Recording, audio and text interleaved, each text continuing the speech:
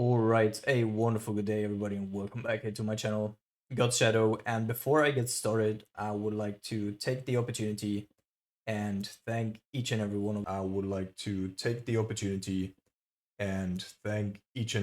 you for sticking around for the past 6 months in which I did not upload a single video and basically did not post anything on my YouTube or Patreon accounts, and also not on Twitter.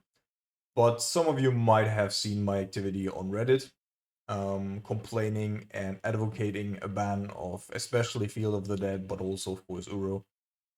And we are finally here. And let me say this, I've played this week, I don't know, a couple of leagues, and I haven't had this much fun playing Modern. Just playing Modern. It's not even about winning or whatever. Winning is a part of it, of course, but just the variety of decks, the variety of archetypes, like it's so different, the whole feeling, than to what has happened before. Because all these niche mid-range decks, all these creature decks that couldn't compete before are back on the menu. Tron is back on the menu, and I'm certainly not a fan of Tron, but it is a part of Modern, and therefore it's great to have at least these types of players also being able to participate in the metagame. Although I think you all know my opinion of Tron. It's a very low skill base uh, deck, but nonetheless it is back and it is a part of Modern, and therefore I'm not going to complain about it too much before we also meet a Tron deck. So let's get into the deck tech here. Or let's talk about the bans really quick to get that out of the way. You have probably watched a couple of videos from other content creators already, so I'm not going to go into it too deeply, but without Field of the Dead and Uro, all the Timor or BGX, UGX control decks have left, basically. There are a couple that are a little bit creature heavy, more creature heavy than before, that remain. But for the most part, these decks are gone. And in its place, we have RB mid-range decks that partially utilize Croxa, but also Stoneforge Mystic, etc. We have Johns, we have, as I said, Trons, we have control decks. We have a couple of other aggro decks that I haven't seen in quite some time. So, yeah. And then there's Simian Spirit Guide, of course, a ban that most of us did not expect to happen. Like, we expected for the Cascade mechanic to be redefined or the rules to change, and potentially for Tybalt's Trickery to be banned as well, but only one or the other, not both at the same time. And now they also banned Simian Spirit Guide.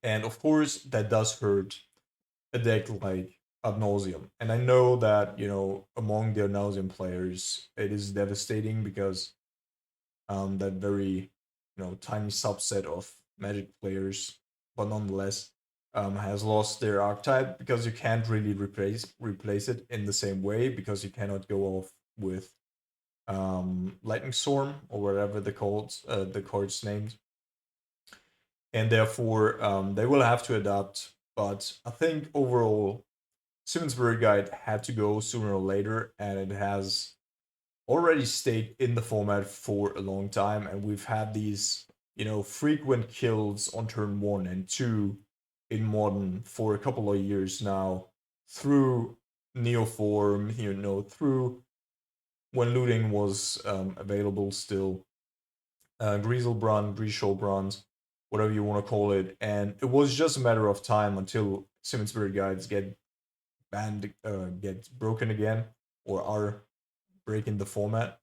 And this time it was with modal dual face cards, MDFCs as they are called, and Valky. So for those who haven't watched any content for the last month, basically since Skullheim came out, it was a fucking hellhole. So I opted to play Mono White Death and Taxes in between, which is my go-to deck whenever there's a very, very, you know, combo heavy meta that is difficult to interact with.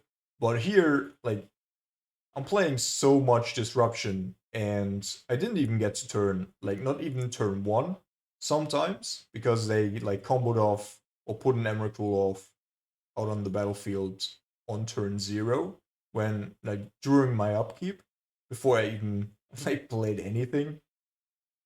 And yeah, you seldomly got to turn two even, and therefore I think it is a good decision by WotC, and therefore yeah, I'm really happy with them taking this decision. And now we're looking at Valky itself, which without the cascade mechanic is actually a pretty fun, pretty good, also pretty well balanced card, which is important to say with everything that, is powerful enough for modern. But Valky itself is just a perfectly designed card because the front half does have a little bit of utility, but is extremely weak to interaction and doesn't do a whole lot else. And the back half is extremely powerful, but also extremely overcosted at 7 mana. Like, there's basically no 7 mana Planeswalker that is being played in Modern except for Karn Liberated. And that is only due to, Tron being a thing. But for a control deck to have, and now we're getting in the deck tech already, for a control deck to have the ability to choose between which side they want to cast. And it's basically, it's not the same as Jace, of course, but I love these dual face cards that are creatures in front that are easy to interact with, and planeswalkers in the back half, as I think that is what they should have designed all these planeswalkers like, so that um, we wouldn't have an issue with planeswalkers whatsoever. Teferi wouldn't be a problem because maybe the front half was a 2 mana planeswalker and the back half a 4 mana planeswalker, or it was a flip walker, and you had to invest a little bit of time and energy into flipping it. And during that time, your opponents are still able to interact with it, so you're punishing the right decks, right? You're punishing the decks that aren't able to interact with your creatures, etc., whatever, whatsoever, and those decks then also cannot complain. But interactive decks, especially those who are reliant on, bolts, etc., and I'm not only talking about us here, but other bolt decks like Jund, that have to bank on certain cards like Abrupt Decay, and for us goes the same with Dreadbore, to get rid of these cards.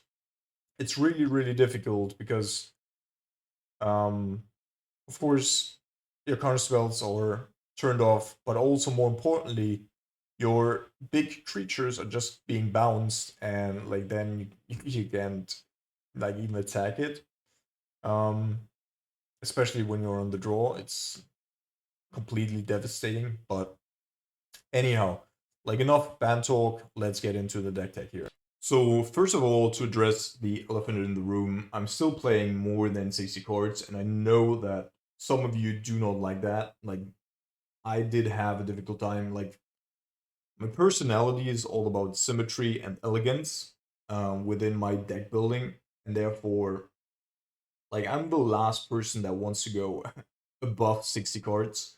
But because I'm basically forced to utilize Mishra's Bauble and not Uro, but Lurus, um, because other decks are also utilizing Lurus, and therefore I cannot afford being the card down, especially because Lurus provides me with a couple of things that I desperately need, and that is also lacking in my colors, which is basically Lifelink, which is just great, and then also the ability to get additional information through Mishra's Bauble about what my opponent's gonna top deck, and then the late game that is just so important. You will see this during the league, but it's just very important to make more advanced decisions on whether or not you want to go all in on a threat, you want to attack with Creeping Torpid, or you want to hold back your counter spells to then counter or discard or whatever your opponent's doing. And yeah, it's just way of receiving more information about the next couple of turns, how they are going to play out. And therefore, I'm very happy with the addition of lures in this deck. I have played it, of course, already almost a year ago, and I'm still not a fan of companions, especially because it's so restrictive. Like, only a couple of decks can utilize Luros and Yorion, and for all the other decks, there's basically nothing they can do to, like, equalize the scoreboard um, of resources before the game even starts. But and of course, it's also break, as I just said, like it's still breaking the magic resource management. But yeah, we are utilizing it because it gives us a couple of things that we want to have. So now back to the deck. Our land base is still the same. I could go a little bit back to playing, and I want to change one thing here. All right, so this is the last thing that actually bothered me, and now I've replaced it. So there was always a Sunken Ruins in here, but that sometimes forced me to wait until turn 2 until I had black mana available if I had a Sunken Ruins in hand, and especially with Inquisition and Fatal Push, that is of course just can be devastating at times, and therefore I think Clearwater Pathway or Murk Water Pathway is the correct card to play in this slot instead of Sunken Ruins. Because, and this is the reason I'm playing this at all, both Sunken Ruins, this Pathway, and Cascade Bluffs, is of course we have to hedge against Boil and Blood Moon decks. So Boil in this regard, and then the Blood Moon decks, of course, is still 6 basics, which some decks have also like reduced. But yeah, this is where we are, and 23 lands, 3 baubles. I count a bauble as basically a third of the card, as it just delays my draws for a little bit. So for the most part, I don't have any consistency issues. Sometimes I need to wait for like a colored mana for half a turn, but that is alright. It provides me with so much additional information and card advantage that I'm willing to accept that. And because of it, because I'm playing Bauble now, and I don't want to spend the first couple of turns just utilizing cantrips, I also reduced the number of Serum Visions. So before, at some point, I was playing 4 Serum Visions and 4 Baubles even, and was at 63 cards and have since reduced both by 1. And now I'm in a spot where I'm really happy with the amount of cantrips and consistency that I have, and the amount of other proactive spells that I have. So, for the first time ever, you might see me going down by a Lightning Bolt. I typically don't do it because Lightning Bolt is an integral part of our win condition through Snapcaster Mage, and we typically need, and also Creeping Torpid, and we typically need all the Lightning Bolts we can get. But due to Death Shadow and especially Scourge of the Skyclaves being a thing, I have to play Fatal Pushes to a certain extent, and therefore I cut down on the Lightning Bolts. Yes, so I also increased the number of Inquisitions because I want to be more proactive in the first turn while not losing a little bit of equity against the Burn and Prowess decks, especially. So before I was always running a little bit of Thoughtseize to combat Tron decks, etc., a little bit better, and also control decks. But I don't think that I can afford that right now. I have delegated the Thoughtseize to sideboard for the time being. And because in the first instance, I need to beat the decks that are policing the format right now, and that is definitely Blue-Red Prowess. That is a deck that you have to overcome if you want to thrive in the meta. And if you cannot do that, then your deck is doomed, because that's basically the premier aggro deck and has been for quite a while. And then there's also a lot of new Bird players trying to exploit the post-ban metagame where people are trying things out. And therefore, yes, I'm really happy with the split that I have here right now for this current meta. And going on to the 2-mana slot, I only changed a couple of things to our last list, and that is Valkyrie replacing Croxa. Croxa just making my deck. First of all, it doesn't give me as much utility as Valkyrie on 2 mana, because against creature decks, Valkyrie is basically just exiling a card for the time being and can even provide extra utility, like against humans. If you catch a Mantis Rider, you basically can block anything of their deck, both in the air and on the ground, and also attack each turn, which is great. And Croxa, in that regard, like, lets them just discard a random card that they least need, and then it also makes me very, very dependent on my graveyard, which I also try to hedge against. And I've been super happy with Valky. Yes, it does have a couple of matchups against like Prowess, for instance. It's super bad because it just dies to a Lava Dart, as do the Snapcaster Mages, etc. But against Titan decks, for instance, there's like already been countless times where I've just gotten a Titan out of my opponent's hand and then like transformed my Valky at some point, end of turn, into a Titan and attacked with it. And yeah, it's just really good. And then of course the back half, if you're able to cast a Tybalt onto an open field, and our deck is still an attrition based deck that, you know, is trying to rid our opponent of basically all their resources, then Tybalt is just absolutely devastating. And not like almost no opponent that is a control or mid-range deck is able to withstand a Tybalt. Aggro sometimes can even overcome it in the late game, but also very seldomly, and therefore, yeah, just exactly the card that I want to have in this slot, and I'm very happy with it. Also, because it's basically the duality between Jace and Valky. It's just something that I want to point out here. Then there's Dreadboars. Typically, I'm playing Terminates, but Terminate right now, especially now that I've added 3 Fatal Pushes, doesn't give me enough of an edge against certain decks.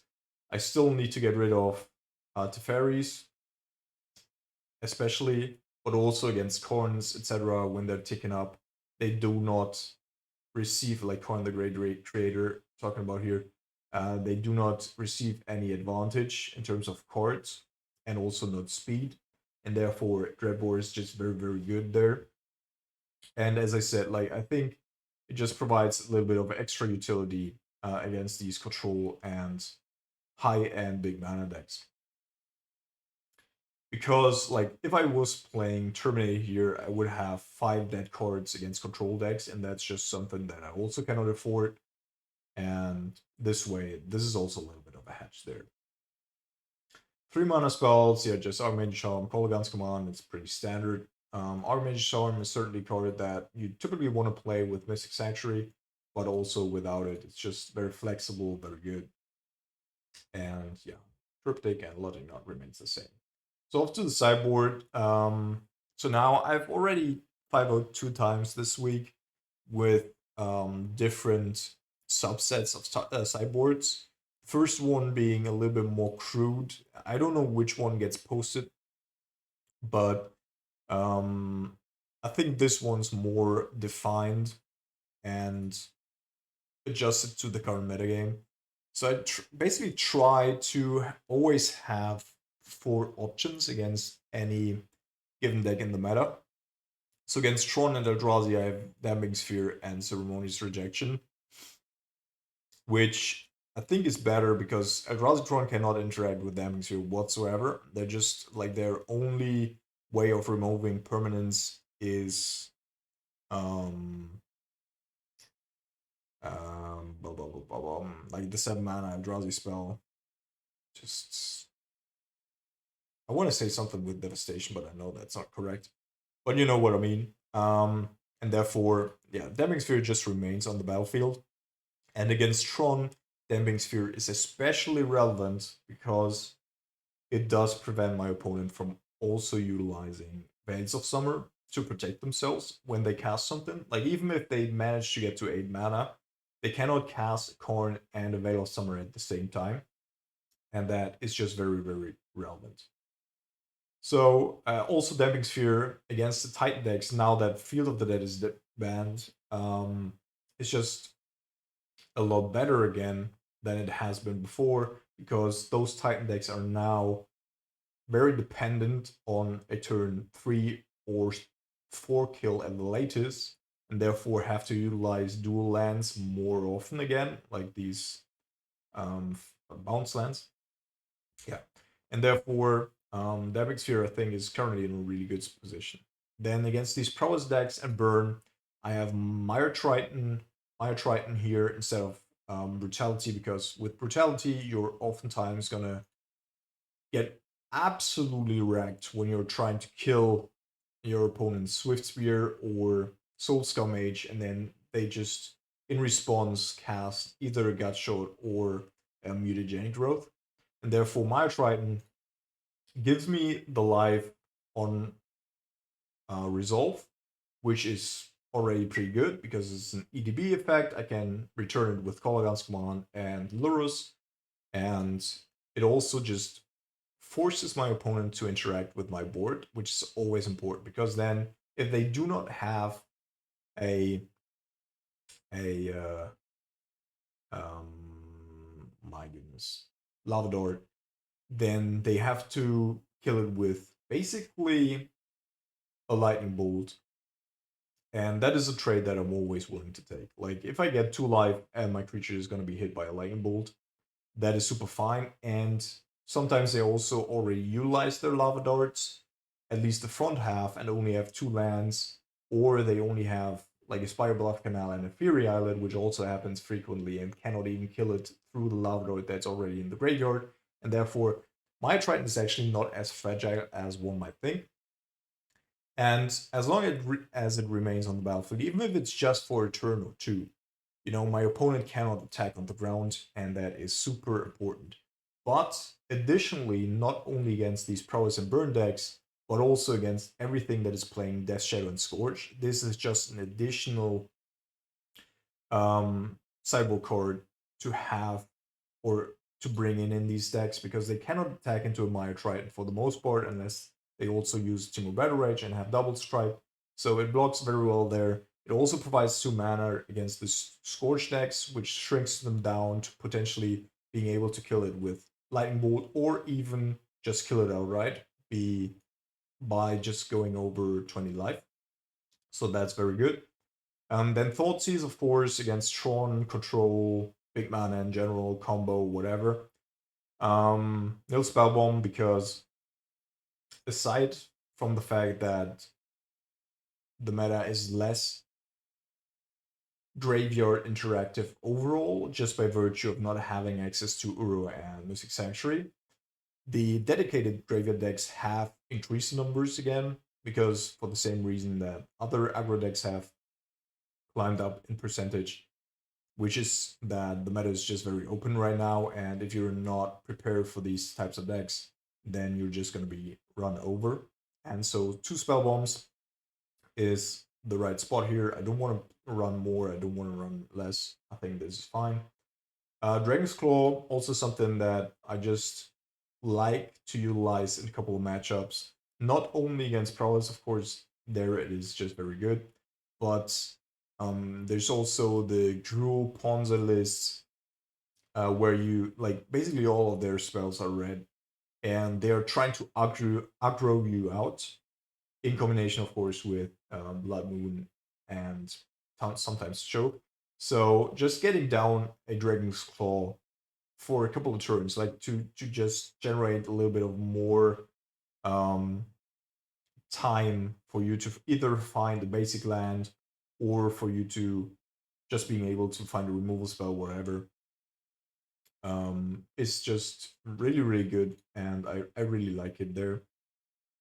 And then, of course, in the end, you might even be able to like go with a Valky and like a Tybalt in this case, and close out the game that way.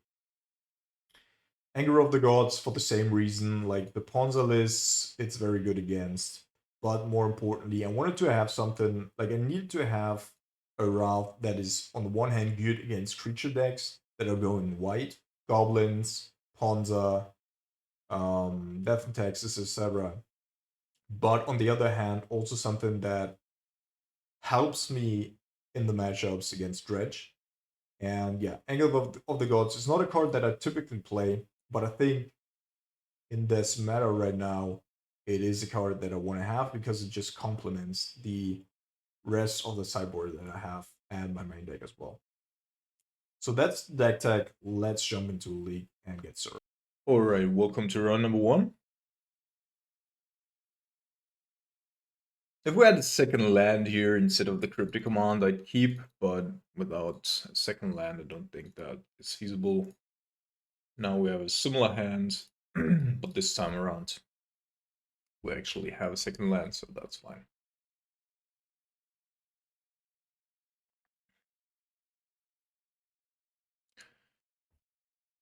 So, starting off with a tapped demons indicates that we're playing against either a control or combo deck.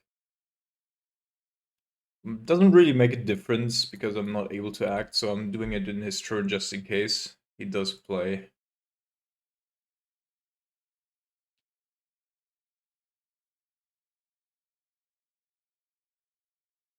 Some sort of shenanigans.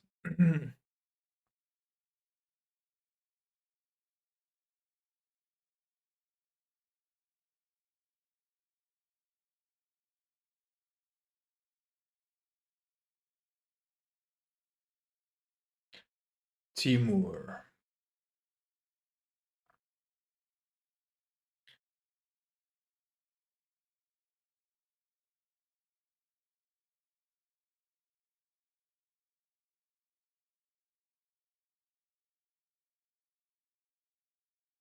So I'm not gonna play the Jace into a potential counterspell here.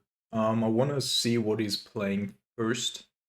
And I also want to be like, if there's a Planeswalker coming or something, then I can respond with my Lightning Bolt and then snap Lightning Bolt again. So I think I'm gonna put the Clearwater Pathway to the top and the other one to the bottom.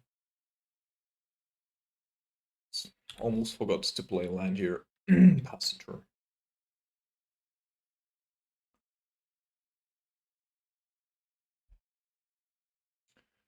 So yesterday, after the 5-0 results have been posted, all right, that makes sense. So it might be a Wilderness Reclamation deck, and if that's the case, then we might have a big problem. I mean, we didn't have a counterspell anyway, so we wouldn't have been able to prevent this.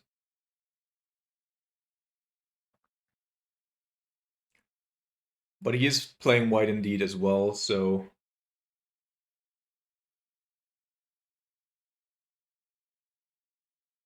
I'm not. Alright. That's actually not... Okay, so our opponent's actually playing...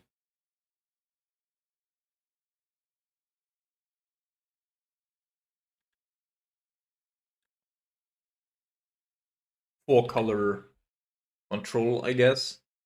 So I could wait for the Clearwater Pathway here to then play that, crack the Scalding Torrent to have 4 lands. But I think that's not feasible due to the fact that they might have a Force Negation. If it's not 4-color, whatever, then that would be the case. So I'm just gonna play the Black Crypt tapped and play the Jace here.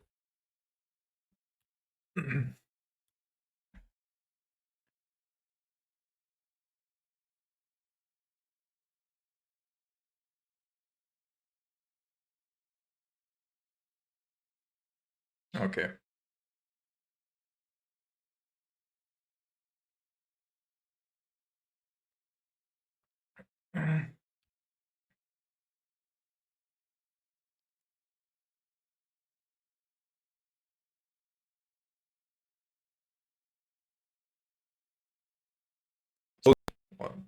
Lagging here. Therefore, I assume it's just tumor control, or in this case, maybe 4-color control. Not yet clear if he's just splashing the 4th color or not. He's accumulating a lot of lands here, which of course also is a problem to a certain degree.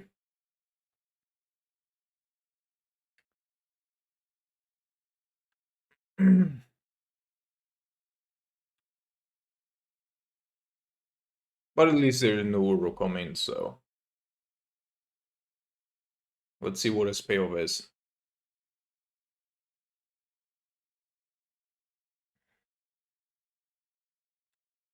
Could actually imagine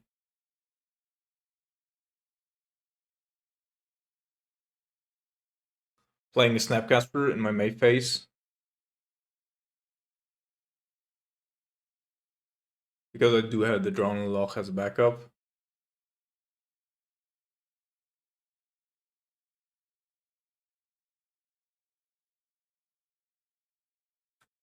Let's see what opponent does here.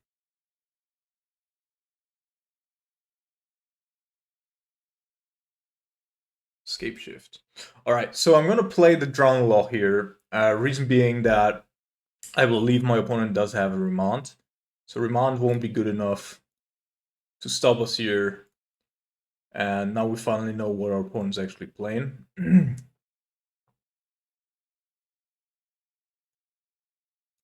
Yeah. And this is fine.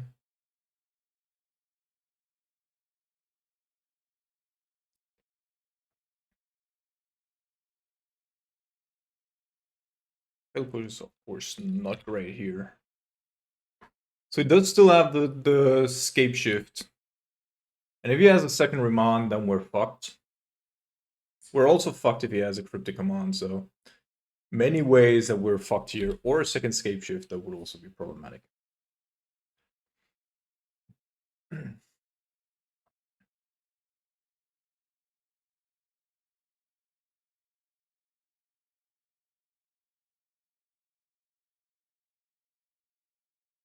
It definitely has another counter spell.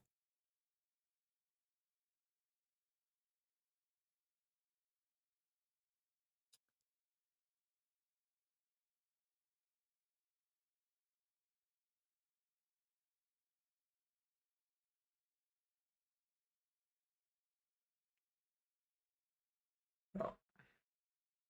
We're gonna let him show us that he has enough, but I do not doubt that. Like, he's got 8. Well, it depends. Since he's a ScapeShift deck, probably doesn't have as many mountains. Although the Triumphs really help.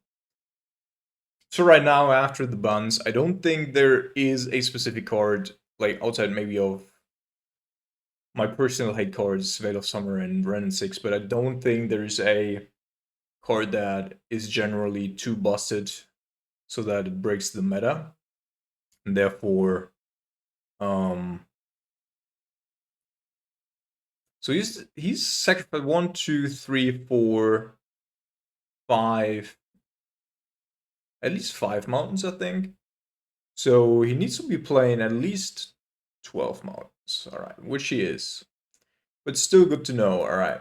So he's playing a couple of Triumphs, which potentially slows him down a little bit.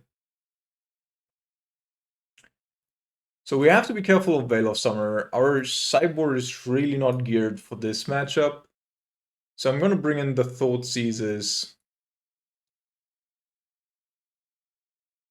Could also be bringing in the Damping Spheres, because it makes it difficult for him to cast all his clunky spells. in his turn in a row. So like a second ScapeShift and a counterspell would be way more expensive. On the other hand, though, so it's probably not a Primeval Titan deck. I expect it to just be, but we saw that it is playing Omnath.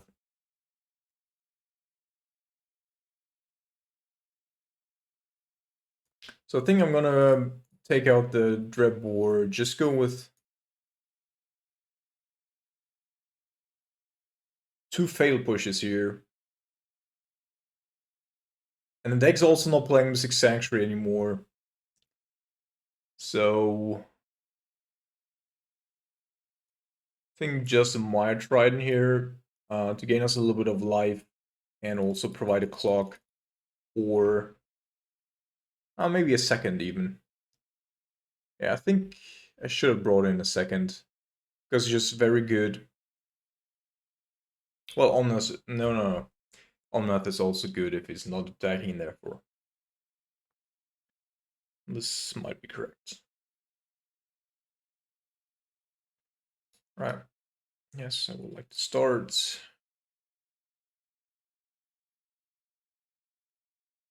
And yeah, I think I can keep this.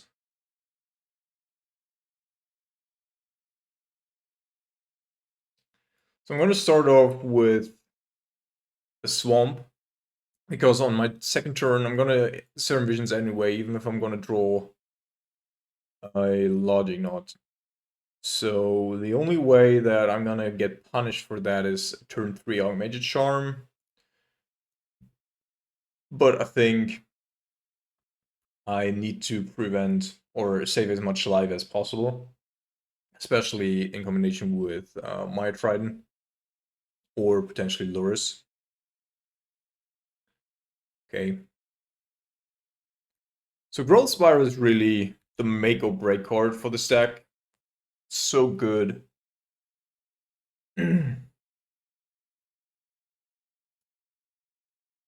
Oops. Okay, so we're trying to find either more lands or a... That's actually not too bad. So I think I want to have both here. And then next turn I'm going to go with a Snapcaster Mage to provide a little bit of early pressure. And the only question then is, so this is what we know. This is also what we knew.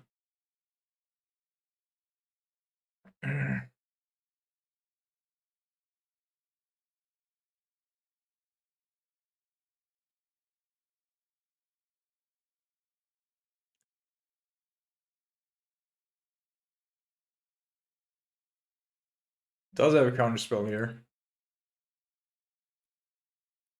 Then of course fetching here first. Yeah, was wrong. It's not so bad because I do have the K commands. And this is actually bad. Like my opponent should have waited for me to play something and then counter that. I think would have been way better. Okay, so since I know that my opponent's actually bringing in the Omnath next turn, potentially, I'm gonna try to find another...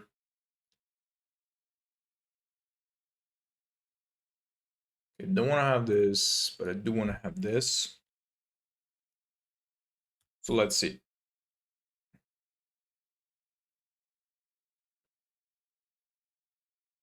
So it's very possible that my opponent's bringing in the Omnath heroes already. Yeah.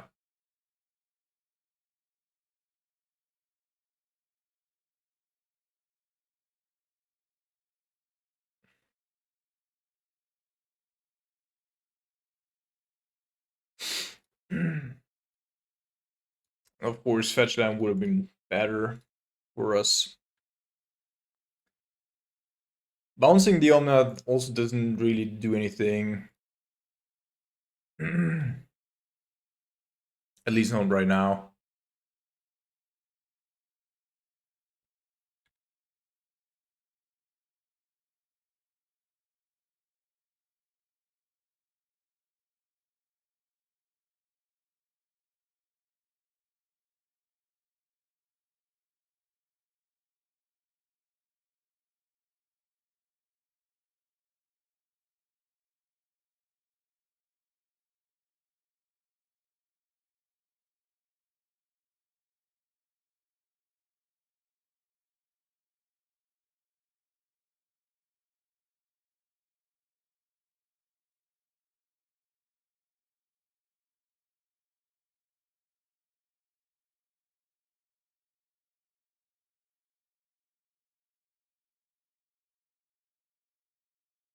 Okay, so I think in his turn, if he's playing something or attacking with the Omnath, I'm just gonna play the Snapcaster Mage and target the drone.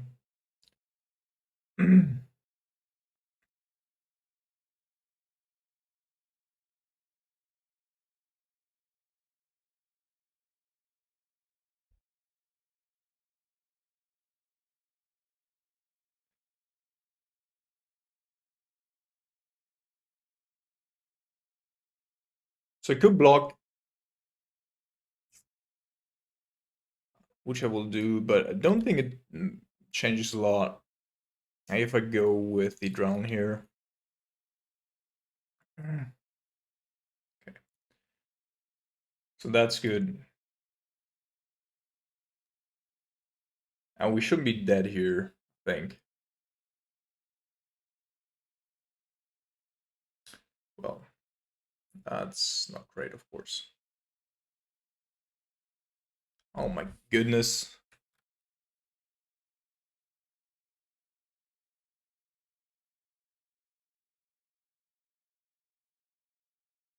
That's super annoying. I'm not gonna lie.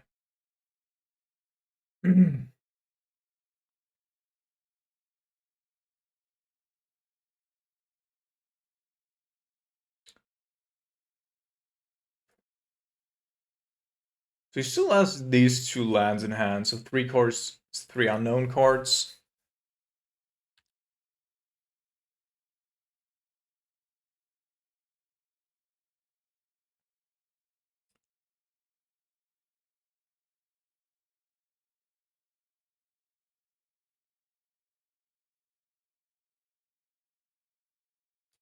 That is actually...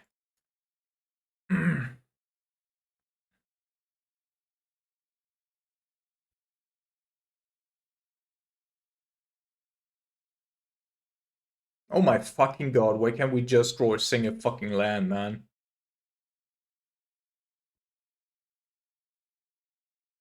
Also, we're not even doing damage here. Like, our opponents are just... So I'm gonna keep both Snapcasters back here to threaten actually killing the fucking Omnath. Super annoying. So either has a Cryptic in hand, or just lands. So that's the 4th. He's up to 23 lands.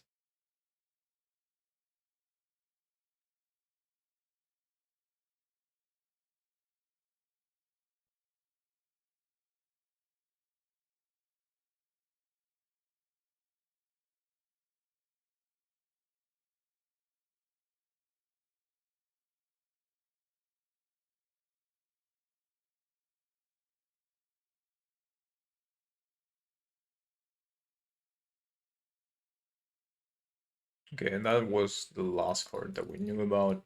So that's gone. Oh my fucking god. Just need a fucking land, man. That's the fucking land. Any land would be good. Anything. I mean, preferably, of course, fetch land, but any land would be good.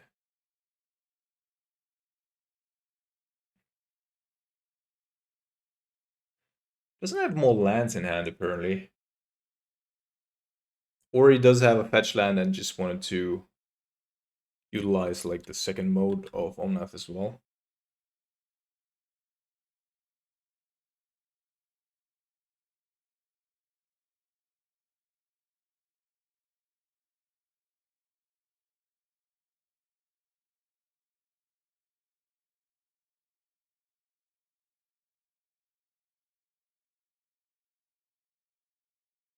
Alright. This time he has a Cryptic as well.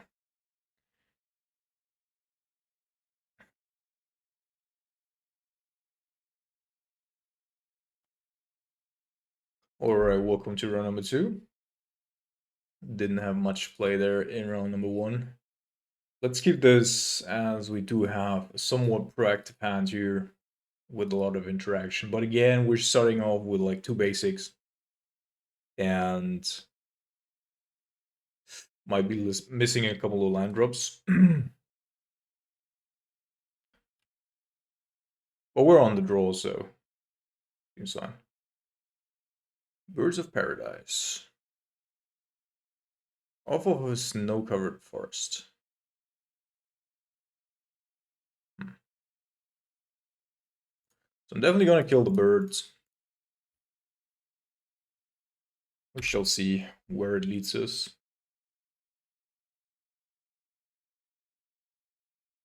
Kept 1 lander. So I think it's actually... Before I go with the Inquisition here, I'm just gonna kill the birds again. Because just having access to snow-covered forest is really not good.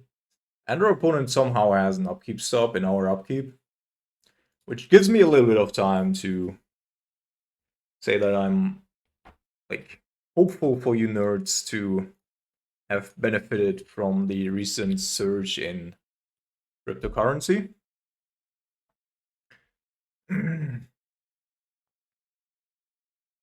Okay, we're playing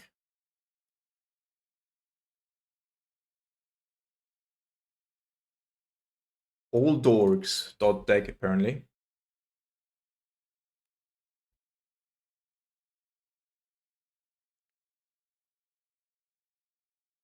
Right, now he does have 2nd mana and still can't do anything. Let's have a look here at what our opponent's actually up to.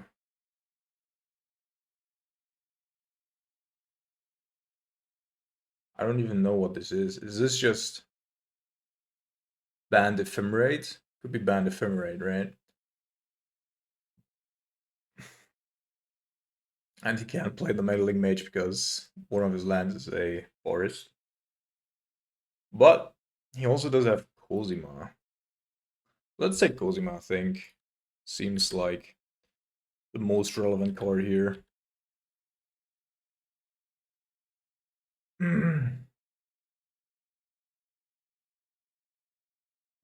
think our opponent skipped there through their main phase.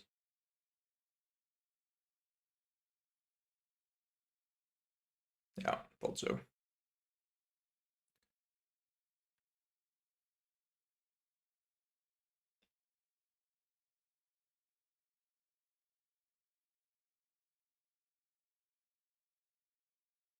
So Meddling Mage will let resolve, because he's certainly not going to name K-Command, but I assume that it's... Yeah, Skyclave. And Skyclave is fine as well, because we're still getting a 2/2, and I get to get a 2-for-1 here out of it. And therefore, just gonna do this. Oops. And go after his hand.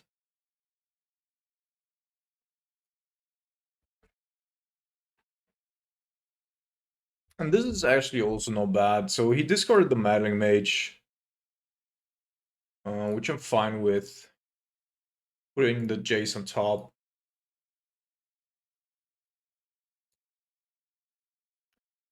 Don't want to have the clock. Or do I not care? I actually don't care if he takes away my token here. Then I can just play the Loris next turn and protect it.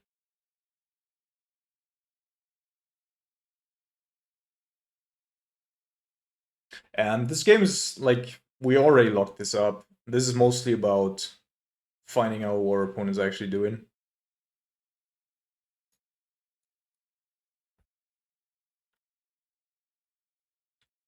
Certainly not gonna lose here.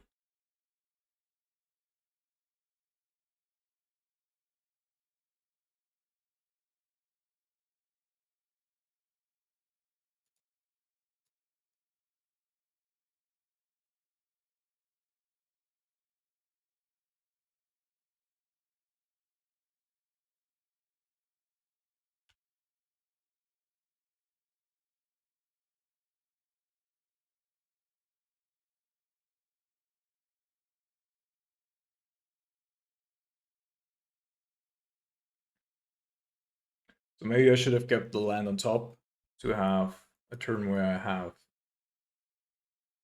Never mind.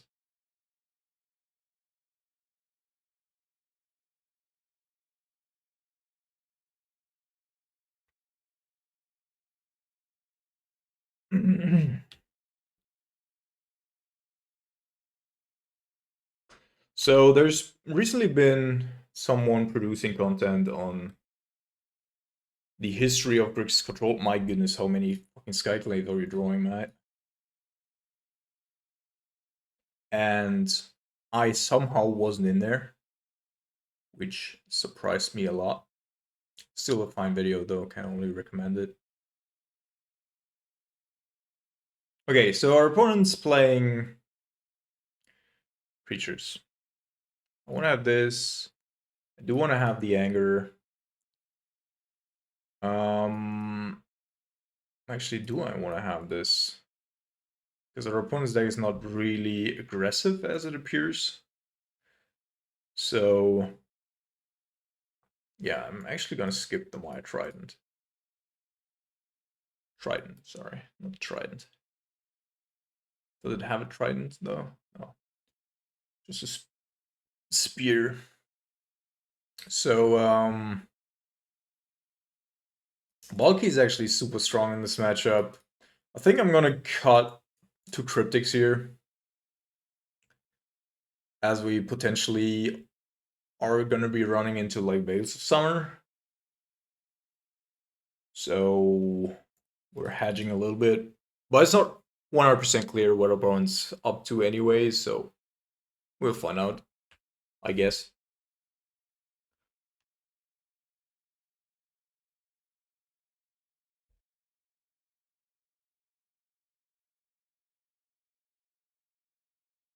So I hope that... So I do have a new microphone, and I hope that it actually sounds better than before.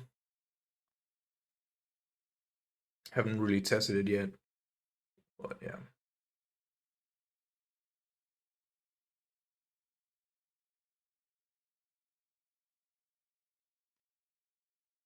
Come on, opponent.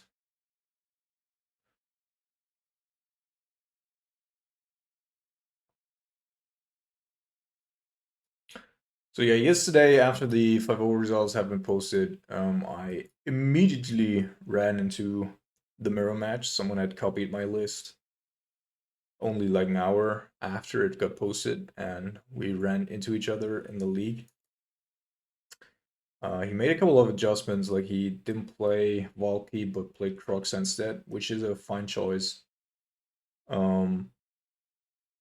I prefer Valky right now, but Crux, especially in the control mirrors, etc., that don't have access to Path to Exile, and of course also against decks like the ScapeShift deck that we had been seen before. Crux is just better. But yeah, it was a good game. It was very interesting. So shout out to you, mate. So the opponent's down on mulligan to 4. I don't think that is something that can beat us here. There's no way. Even if we draw out all lands from here on, I don't think that we're gonna lose. But if our opponent wants to play it out, then we will do him the favor.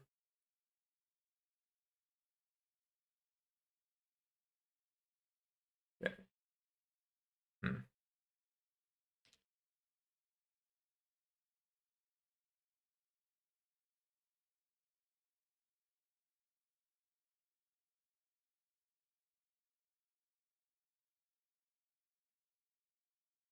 Don't want to have too many K commands, although it's a decent 2-for-1, but it is also a little bit clunky. And the way that he's getting, like, if there's any way of him getting back into this game, it's by chaining a couple of Veils of Summer into our like clunky spells.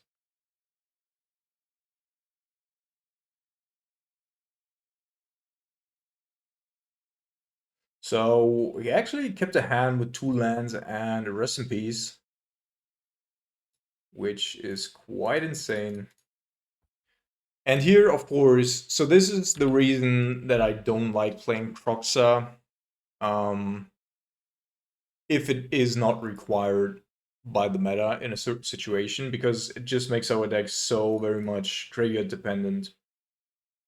And here, if I draw a bulky, you know, I still have the ability to go after my opponent. I think he just gave up here. Or Modo's lagging, no, alright.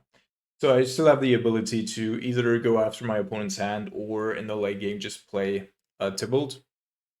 But with Kroxa, I just have an additional card that is not really a threat, despite me needing threats and win conditions to a certain degree.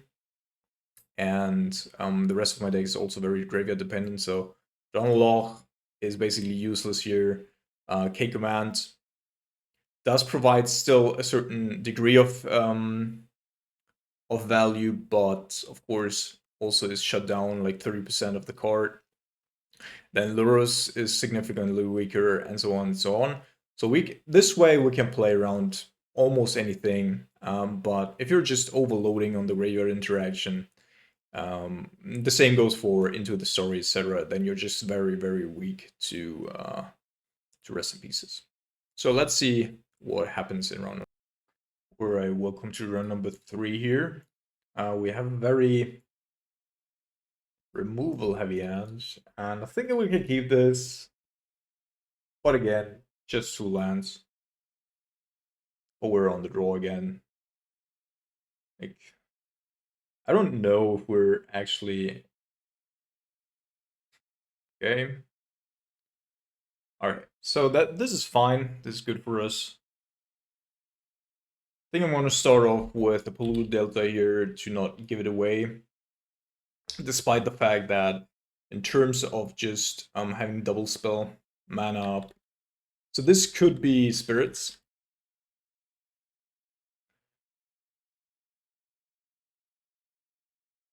So I need to be a little bit careful.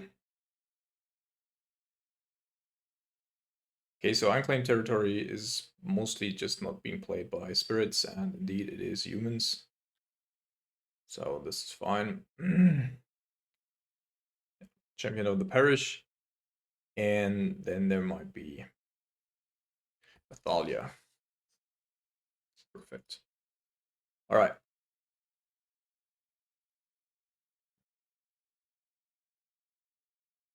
So we're gonna kill the champion here. And then have the bull for Thalia. I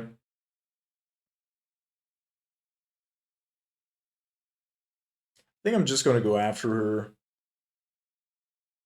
There's no need to wait here, I think. The only reason to do so would potentially be the Kitesail Freebooter. But we will have to go after the Thalian anyway, so this is fine.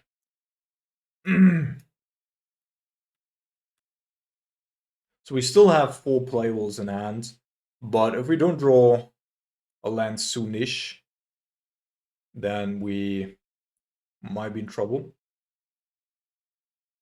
So the positive thing is that his lands don't line up very well for him to, for instance, play. So now it's really decent. Now we have Snapcaster Mage providing us with value, and we can also counter something. Look, it's Kitesail Freebooter.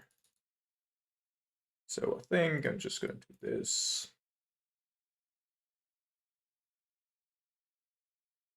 As in comparison to other cards like Tidal Scholar, Kitesail Freebooter has the Oracle text in just 1 text, so you can remove it before the trigger resolving without it exiling another card forever. So that's fine. It doesn't have a Cavern of Souls here. which makes him very dependent on that ether vial, which in turn should slow him down. And since we still have the Snapcaster Mage and the Drown,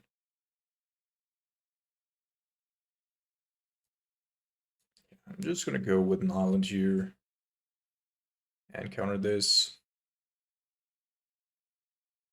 Also not sure if my opponent should be doing this, because I basically don't have anything else to do with my logic out here.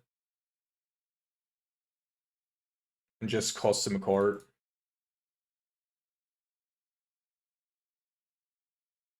Of course, if we draw a 4th land, then we could just bounce the Ether Vial and by the end of turn force him to play something. He's not even playing something here with the Ether Vial, so Take Command, of course, would even be better. This is also not bad.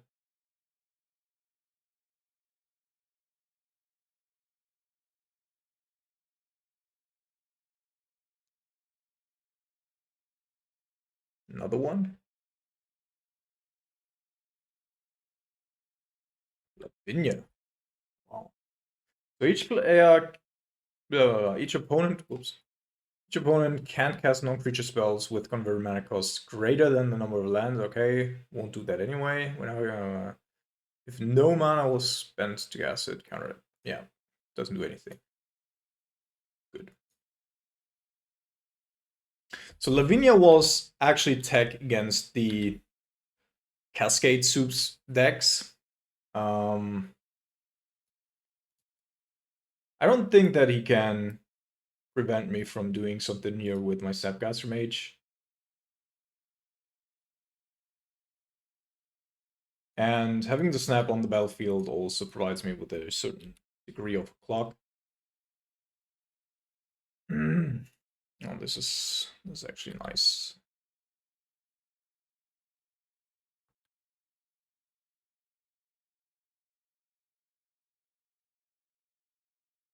So he had a Meddling Mage on top, right? So we know that there is another Meddling Mage somewhere. Yeah, so Lavinia was utilized against the Cascade Soup decks. I think that's fine. Also, since he bounced it in my turn, we'll be able to replay it in my turn again. And I don't really care about this Reflector Mage here. It can stay on the battlefield for a little bit. What I care about is the Meddling Mage.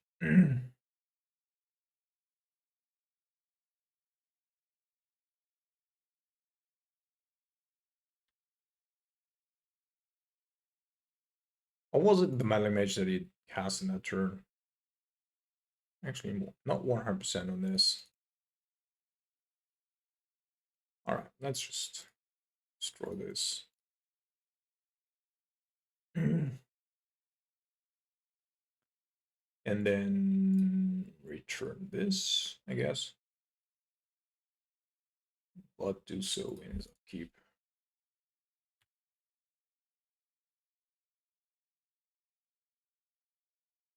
So I want to utilize my Cryptic Command before it gets snatched or blocked.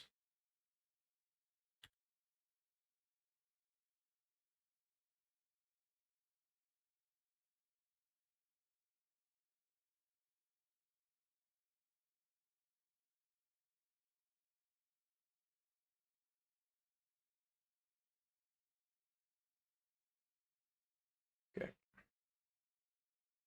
So he cannot attack with the Hierarch here. And he needs to spend mana. Never mind. That is actually a very, very good draw here. So now we're on a 3-turn clock, and I need to find a Snapcaster Mage ASAP.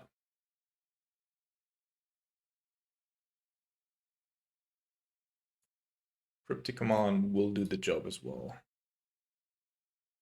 So play this tapped.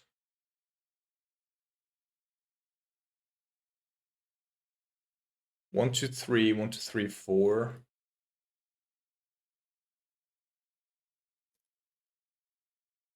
Yeah, need to have the Jace so I can remove the Mantis Rider.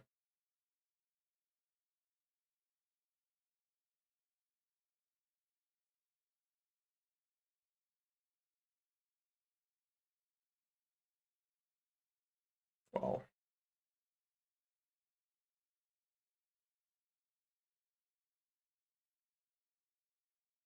So we're down to 1 here.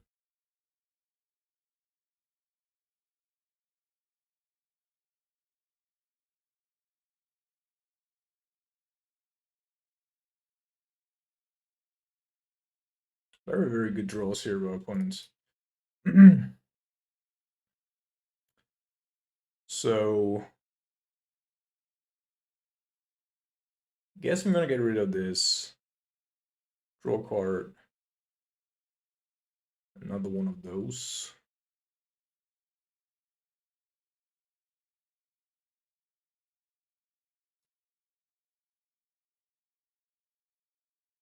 This one dies.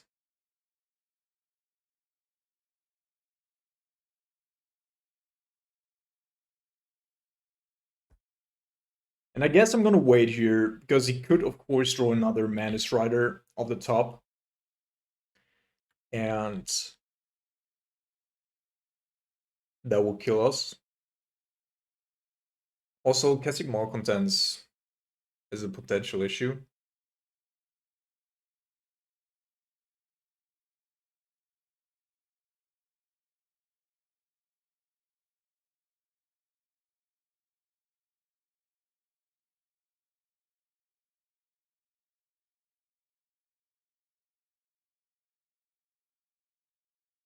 So I would have killed the Noble Hierarch here in response, but I think that I'm gonna wait and see what he does here.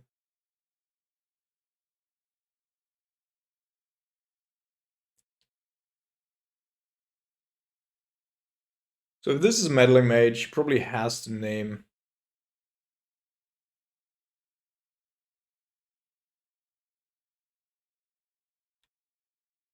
Lightning Bolt.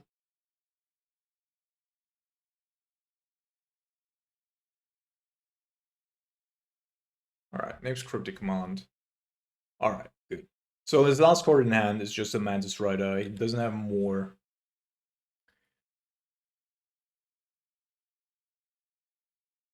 So I know the next card on top is is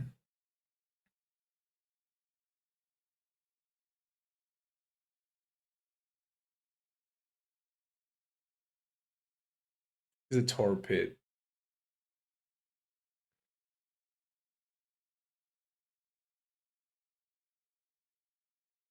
So what's the safest way of doing this?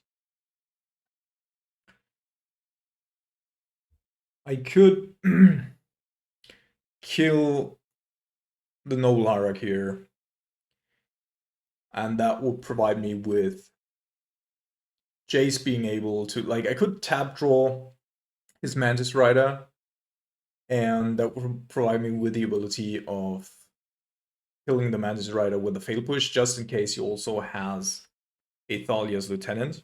So I think that's what I'm going to do here.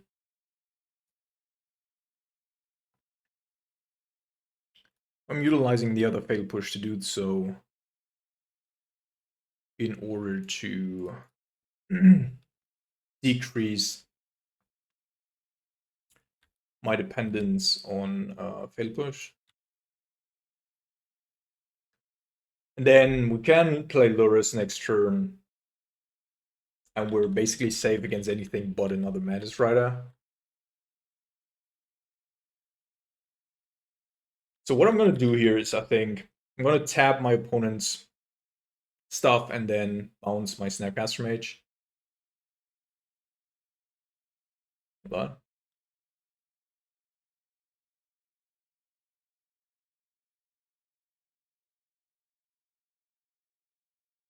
That's interesting.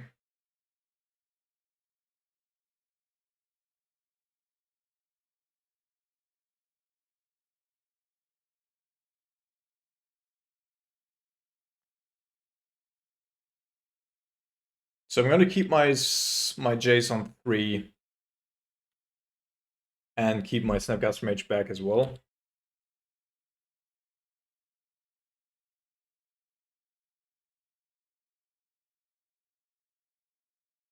Yeah, Lavinia is not a problem. So he was just waiting for the vial to go up to 3.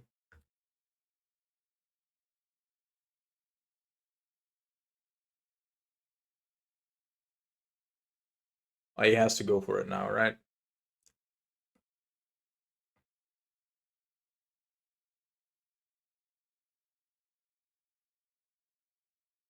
Apparently not. Apparently yes. Okay, so we are gonna go return our permanent and tap all creatures.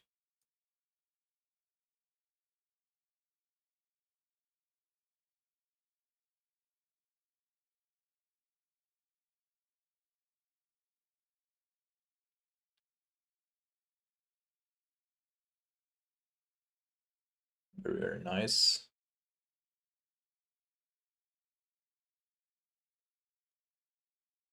Okay, so fail push.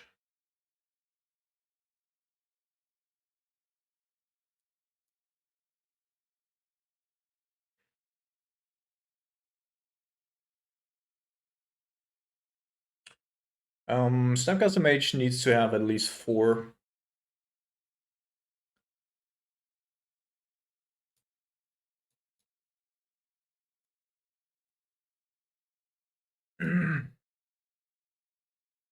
So let's have a look at our opponent's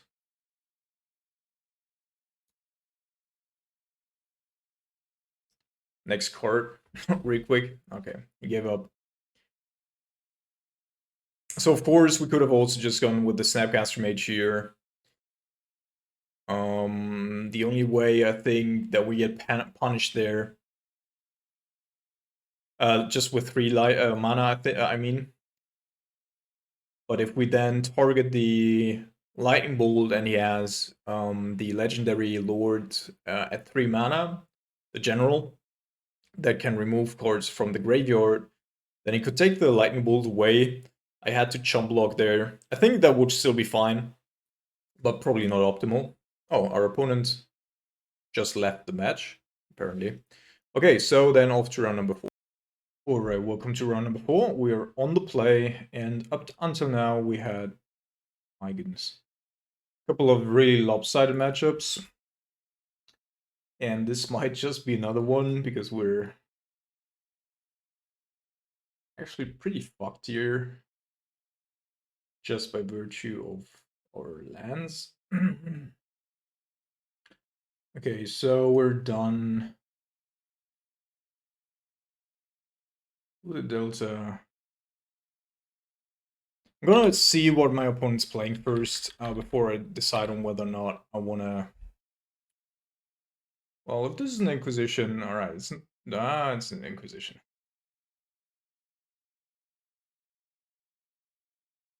It's not an Inquisition.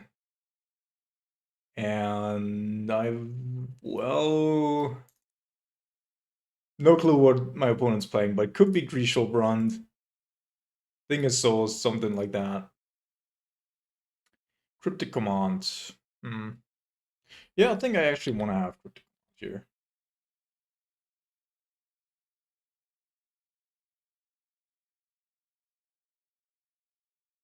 Alright. Yeah, that's actually really good. So we're gonna start off with a Jace here, and then next turn we can kill this thing, and then we have a, yeah. Alright, I know what this deck is. This is the Griselbrand deck that is trying to abuse the ability of both a Magmatic Channeler and Throne of Death in order to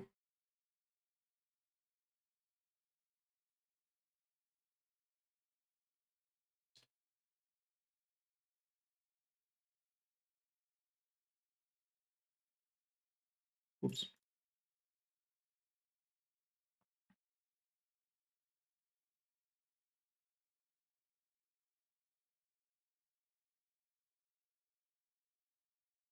And he's also playing Lingering Souls, I think. So it's a somewhat mid-range type of deck. Yeah, that is also playing Obsidian / Griselbrand.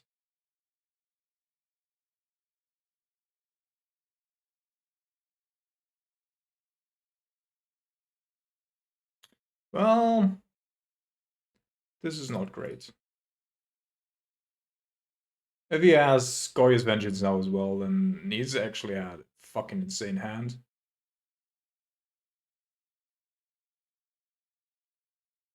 And we need to be very, very careful here to not just die.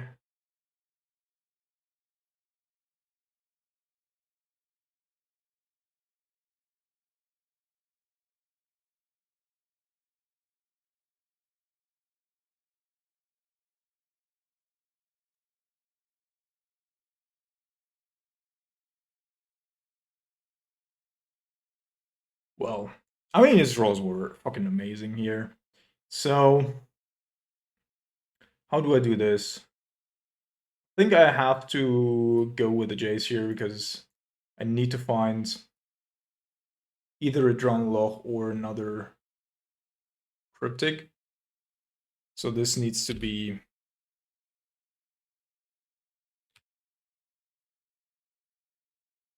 what it is.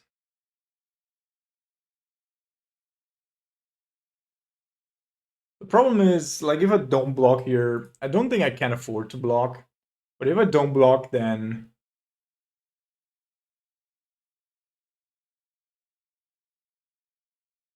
I'm just dead on upkeep.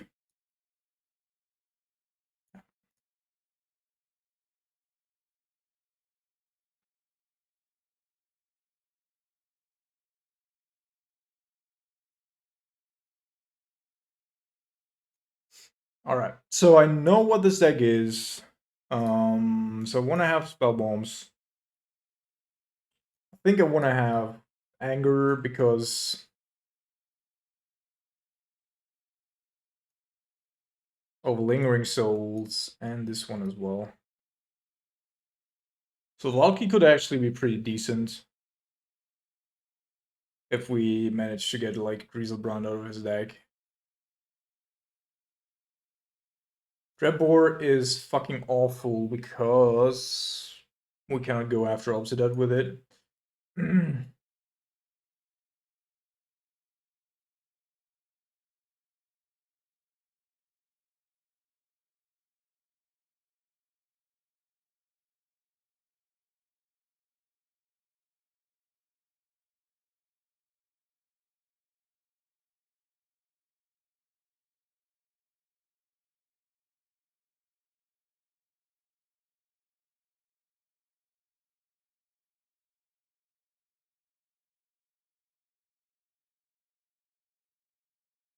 Actually, an interesting deck that our opponent's playing. Like, I've played against it one time before, and I also lost game one, but won games 2 and 3. See if we can repeat that here. So I think I can keep the sands.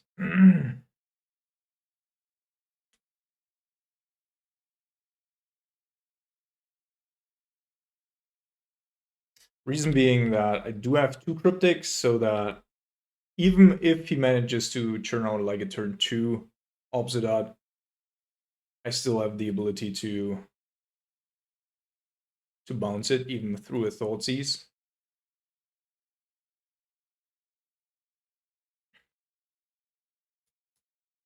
Yeah, he's somewhat scared of the cryptics, so we'll play into that.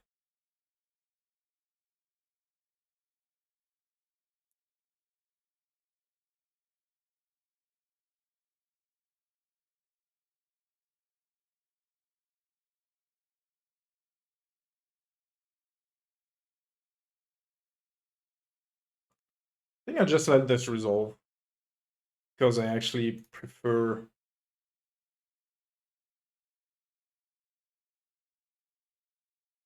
to have a little bit of extra interaction there.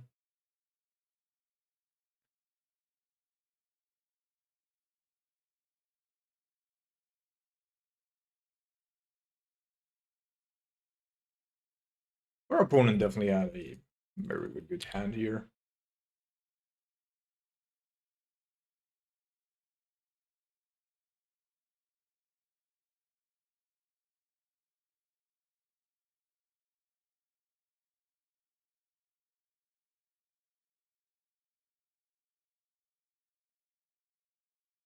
So this should make it impossible for my opponent to...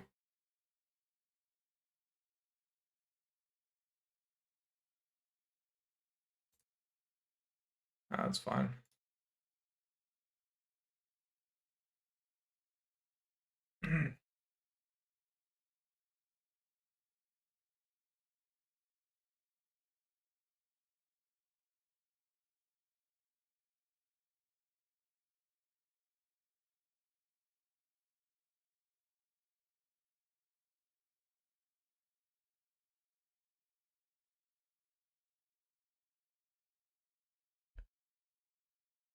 At the beginning of your upkeep, exile 2 cards from your graveyard.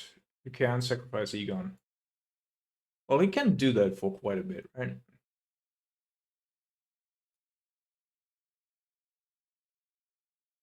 So then it's a 3-turn clock. And I guess that's a problem. On the other hand, though,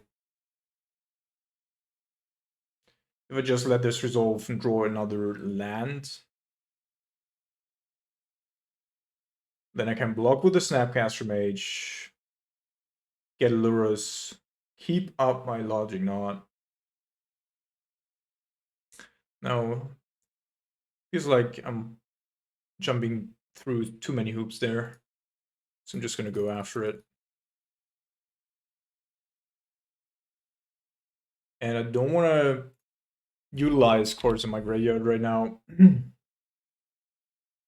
just in case I need to, yeah,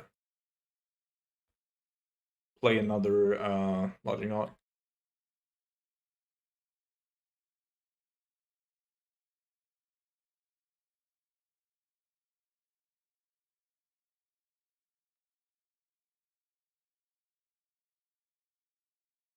Very interesting. Egon. A super strong card. Not gonna lie. So I guess I could counter this.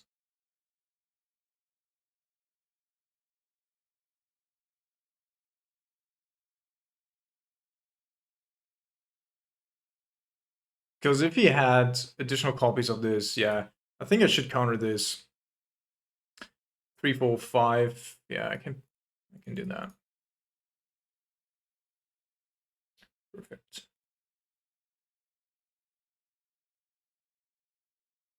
Because he needs to have another discard outlet and a creature in hand, and now I have a spell bomb as well.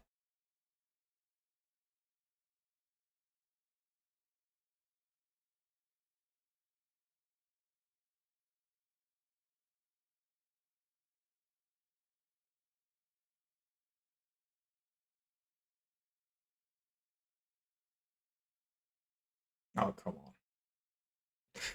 Oh, man.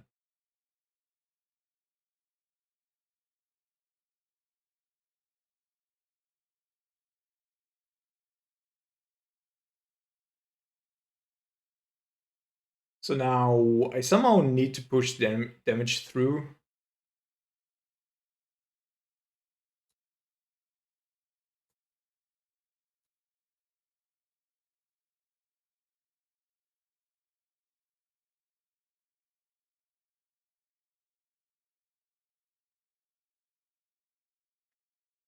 I'm going to block the Opted Out with my Snapcaster Mage here, so that I can attack with the Lurus next turn, which will then provide me with 3 life, and then we can equalize this to a certain degree.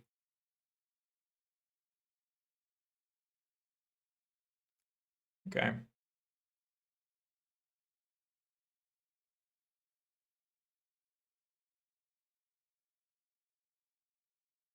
Interesting. So he just keeps it on the battlefield, apparently?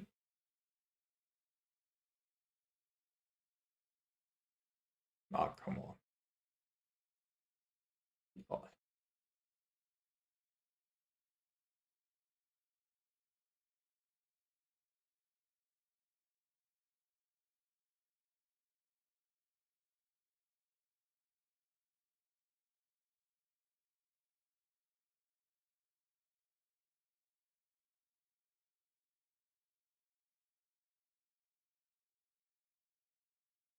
So I need to get Lurus back, of course. And to do so,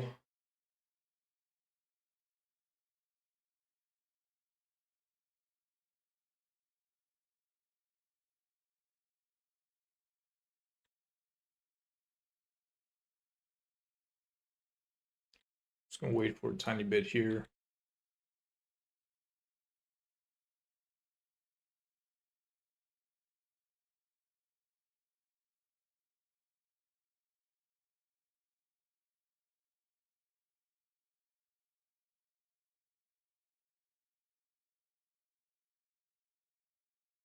So Nimble Obstructionist would actually be amazing here. Keep coming back to that topic, due to the fact that, of course, Nimble could stifle the return trigger and it would just be exiled. Okay, so let's start by doing this. Okay. Then I'm gonna maintain this, the Jace here.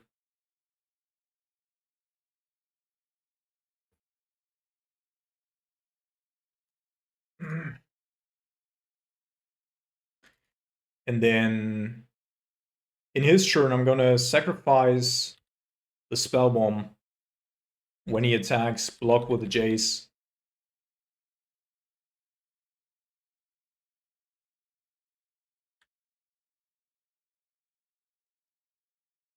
And then flip it.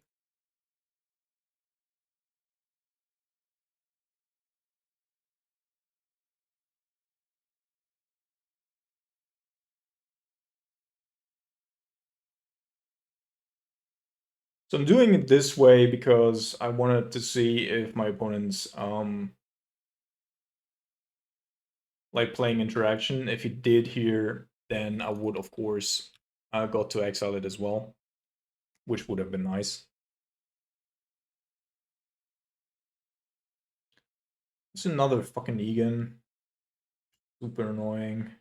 Now I genuinely can't attack again. So I do have...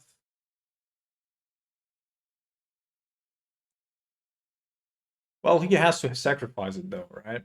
Like, he can't exile anything, so he has to just sacrifice it. I cannot gain life this turn, but that's fine, I think. So I'm just gonna play the Snapcaster here.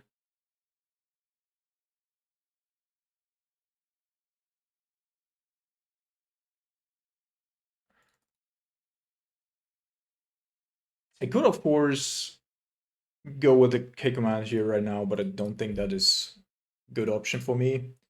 So I'm just gonna keep everything as is. Let him have this, make it the sacrifice here.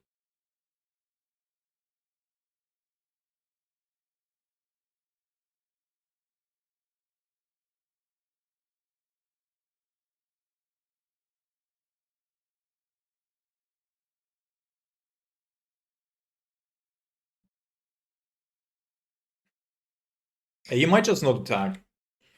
Okay. But this also means that he probably won't exile.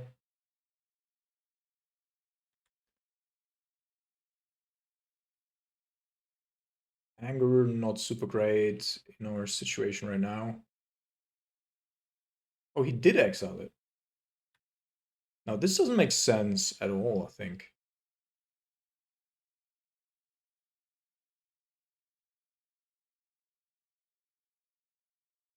So I'm just gonna attack with the Lurus because I need the life.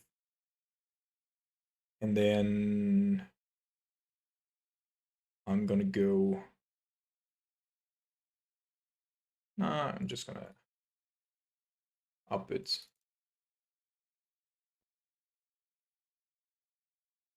Because this way, like, I can of course also attack with the Tar Pit if I choose to.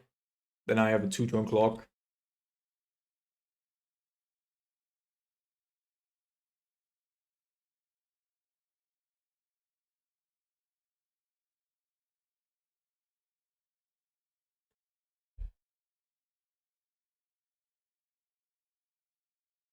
Lol. Yeah, it's actually quite good that I did not draw cards with my Archmage Charm here.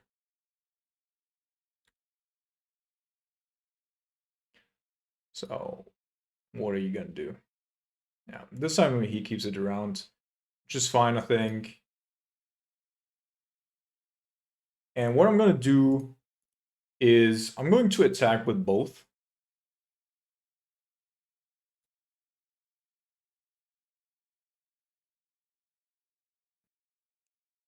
Of course, I'm gonna play a Spellbomb first. But I mean, I could also just bounce it. But if I attack with both, I can then afterwards play the Anger of the Gods, exile Obsidian, and then just go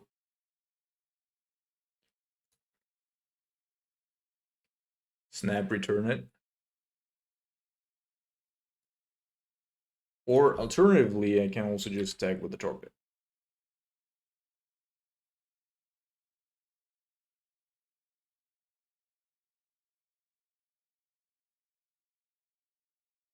I think I didn't use my Jace there, which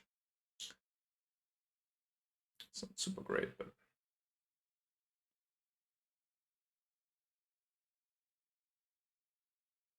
that's fine.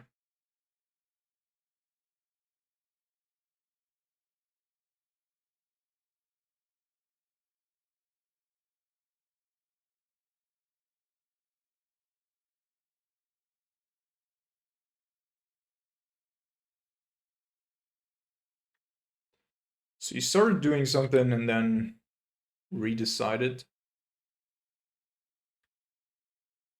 I'm not doing it. So I expect that there is another Obsidian in his hand.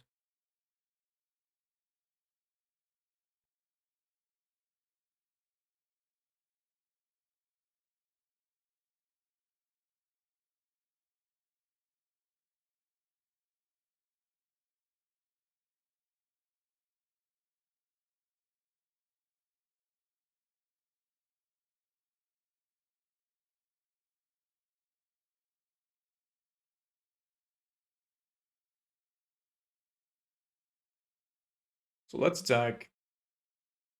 Do I attack with my Torpid as well? Yeah, I think so, right? 3, 4. I think I do.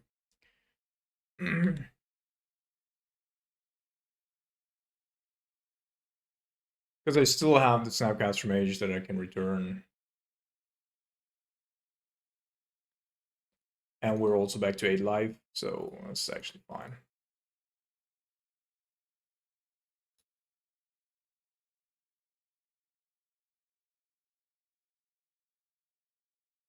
And then no matter what he does here next turn, we should have him.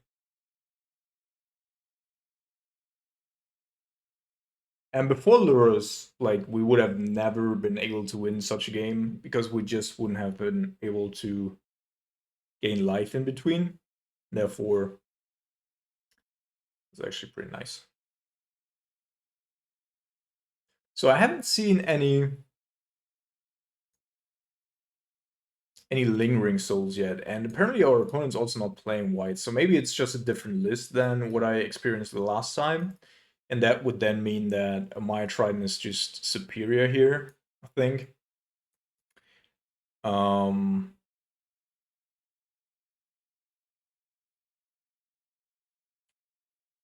And I also somehow doubt that a Lightning Bolt is really good, because I should be able to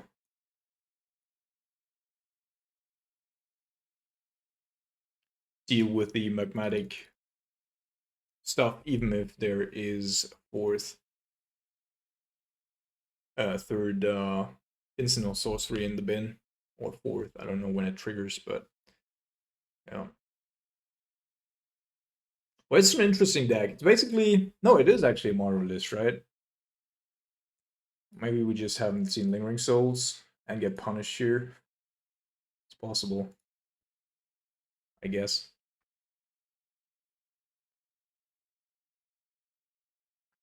I think it's the same dude.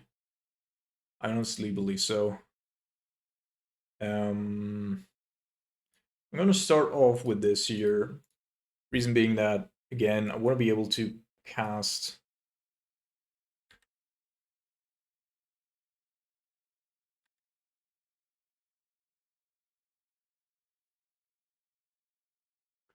a logic knot should it come up. So apparently we would have been running into a turn 2 Griselbrand here, which of course would have been really bad for us.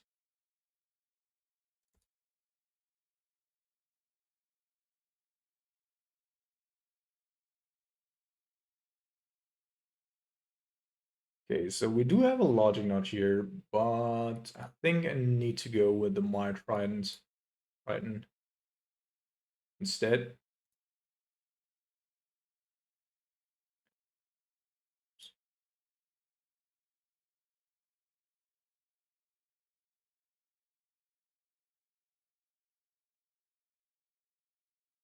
And this thing is good because it can just ditch all the obsolete cards in my opponent's hand, like additional copies of Griselbrand and Obsidat, while also providing good value through card advantage.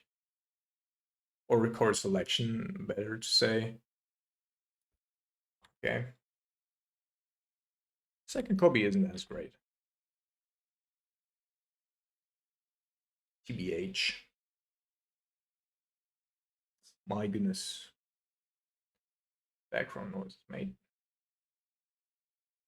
So, different visions? Yeah, why not, right? Like, he needs to have double Goya's Vengeance in order to beat our...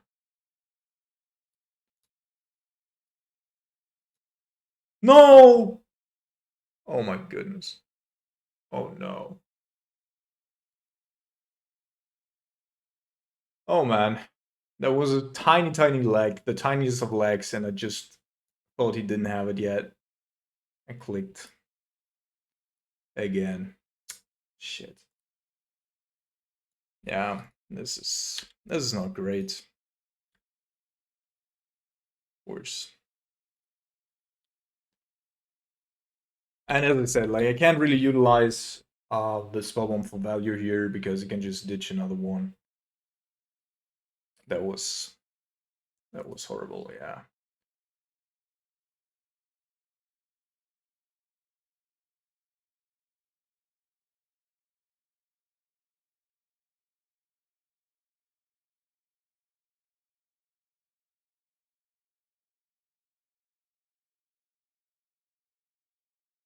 Well, anyway, I'm gonna attack with my Sapcaster Mage. Where am I?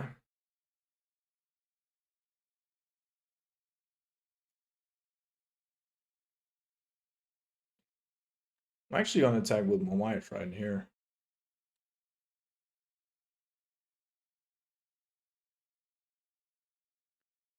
Because I do have a little bit of protection now, and also, if they attack with this thing, even if they somehow like attack with the one, then ditch another instance so that it grows. Of course, I can also still respond, but I can also just, without utilizing my spellbomb, kill it with the K commands.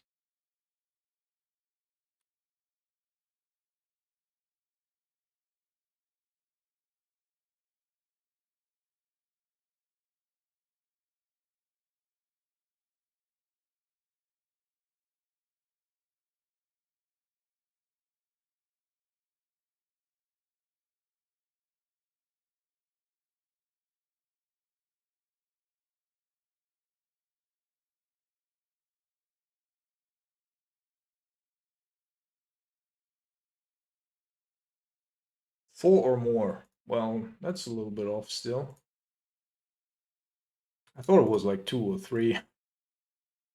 Then this decision isn't as hard, because otherwise I would have to somehow mitigate the effect that it has on me.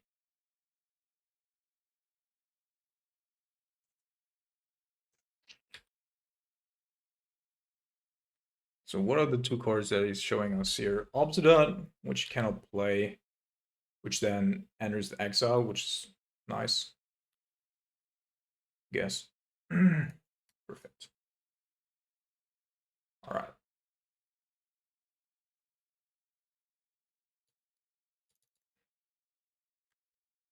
So I think I attack with both.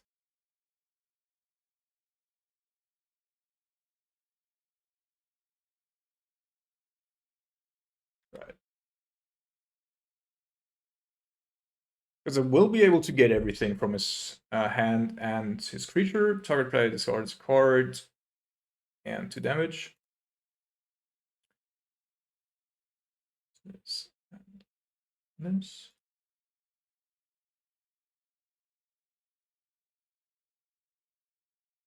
Was another Obsidian. All right. So now I'm going to utilize this just so I don't get caught by Goya's Vengeance at a weird moment in time. Perfect. So we even know what our opponent's bringing to the table here.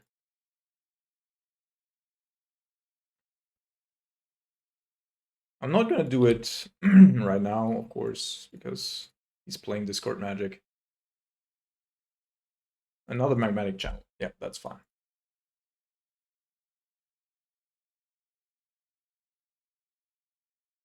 So he somehow kept it back. I don't know exactly why. Because he has still another blocker.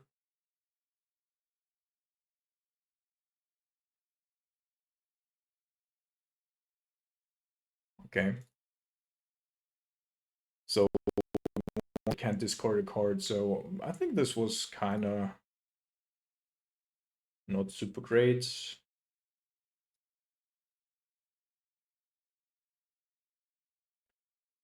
And due to the Neil Spellbomb being on the battlefield, I don't know.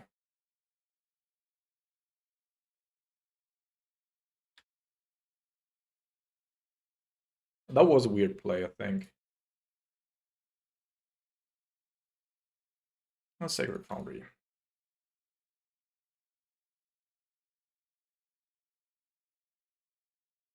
Oh, okay, so it is Lingering Souls indeed. But he won't be able to use both both halves of it, so that is something though. Of course, as always, I can't use space because that's where my video stops. I don't want to lose you guys, so. Alright then.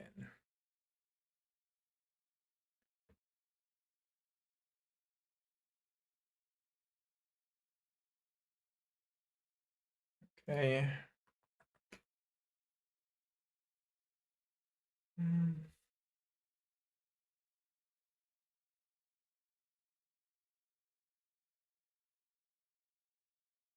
So I kind of think I'm just going to attack with more Mire Trident.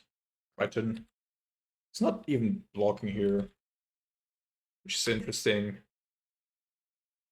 Because he would, of course, have to play around a Cryptic Command here. That would just kill him. But anyhow.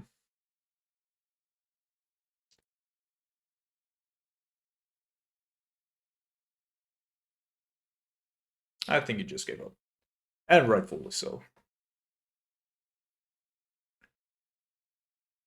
Alright, GG's opponent. Actually a fun, I think it's actually a pretty decent deck and also a pretty fun one. I'm not even sure if, like, Griselbrand is necessary here, but just having the ability to go in with Obsidian and Lingering Souls and such just feels like a very, very strong deck. Because you always have to play around the combo. Obsidian is like evading many of the removal spells in the format that can actually kill it, because nobody's playing like Terminates or such. People are playing Fail Push, Eliminate, and maybe a Dreadbore, or Blood Chief's Thirst, but all of those cannot kill it, so yeah, actually pretty cool. So AP opponent. Alright, welcome to round number 5. We are already in the money, so to speak. And this hand I cannot keep. This is slightly better. So I do want to have a Scalding Torrent due to me needing double black.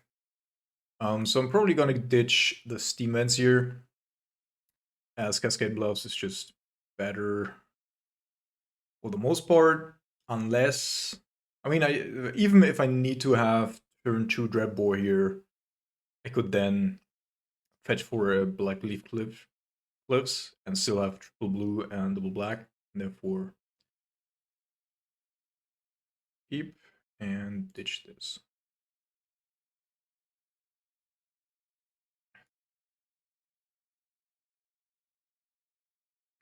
Alright, so our opponent's also on a mulligan. Let's see. It's such beautiful weather outside. I know many people... Alright, so we're playing against Death and Taxes, I think. And if that's the case, then I'm actually gonna be somewhat forced to fetch here directly in order to evade being caught by an Arbiter.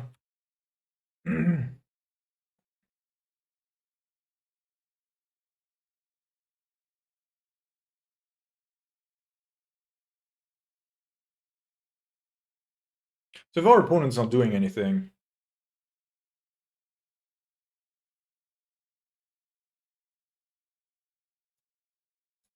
I'm just gonna go and get myself a Lurus.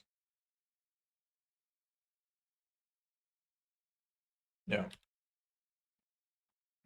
So you might have been waiting for... Yeah, Skyclave Apparition, okay. Which is fine. So I'm gonna start off with the Dreadbore here. But I want to do it this way, so that I do have Drown Lock up, just in case. Alternatively, of course, there's also still a Snapcaster Mage, but...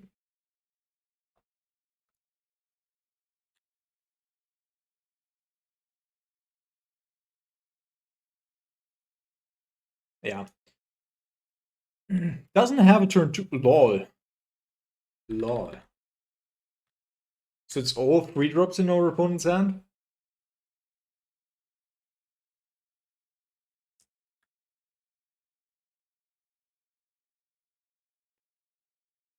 That's actually quite wild.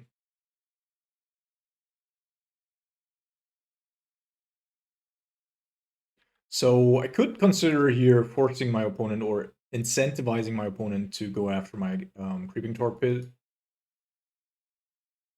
so that he has more cards or permanents in the graveyard. Yeah, that's absolutely fine. The only way I get punished here is through Restoration Angel, which typically Death and Taxes doesn't play. So, yeah. And now he also has the 2 cards in his graveyard, which I wanted to have there in order to just turn on my Drown Loch. And here, this is a specific matchup where Drown Loch is just underperforming consistently. Very good draw. Very good draw indeed. So I'm going to attack first, because I'm expecting another Skyclave Apparition. And I think as long as I don't get any value out of my... Like, he has to have some sort of either Path to Exile or Skyclave Apparition in hand. Like, this is not going to be 3 more lands, I assume. So we shall just wait until we can utilize our Lurus. And I'm also not going to go... Like, Valky can actually exile an artifact, and therefore...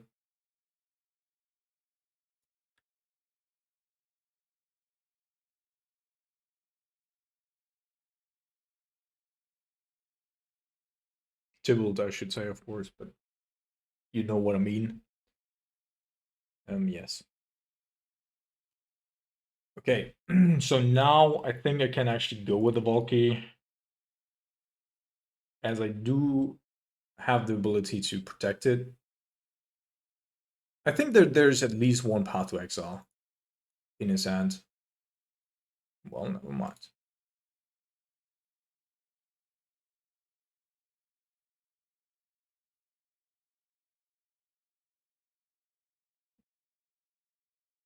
I'm doing this now because I don't want to run into another Flicker Wisp. And now we have full power on the battlefield. And our opponent has really... I mean, he must have also kept... Either must have kept the worst hand in the world, or something went really, really wrong for our opponent there.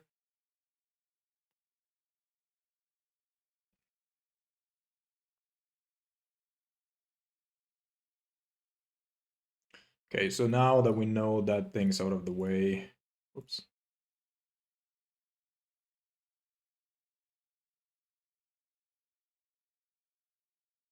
This is the way. Now we have a decent clock.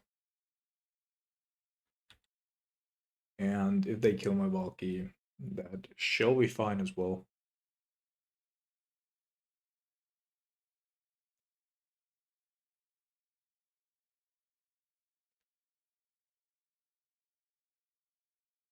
Okay. So I do want to reduce my counter spells.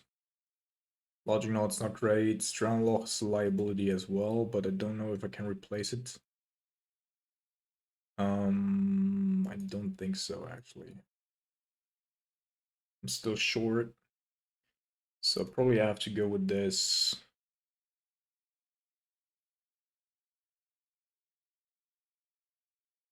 Yeah.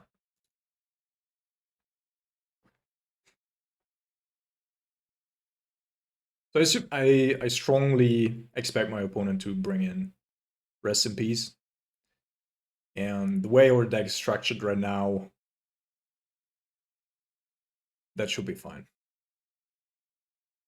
Also, we have a lot of discard spells, so I think we can keep on the draw. Bobble gives me the ability to have a look at what's on top of our library anyway, so.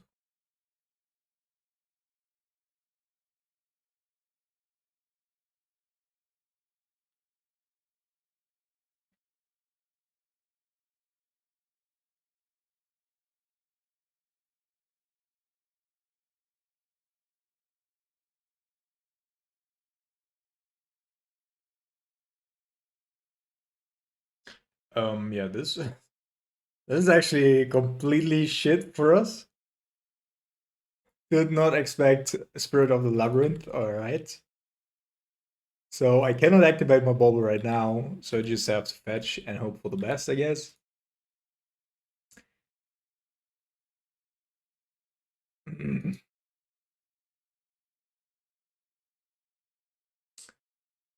Alright. So have a look at our deck right now. It's Polluted Delta, which I definitely don't want to have. And since we're playing Snapcaster Mage into that Spirit of the Labyrinth,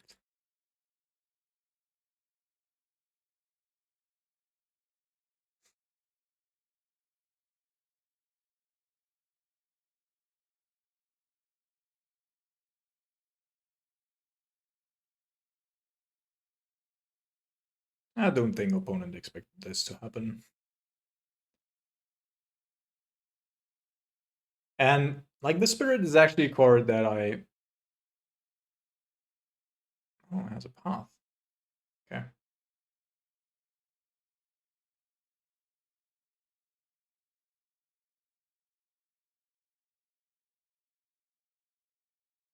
Another Spirit. Oh my goodness.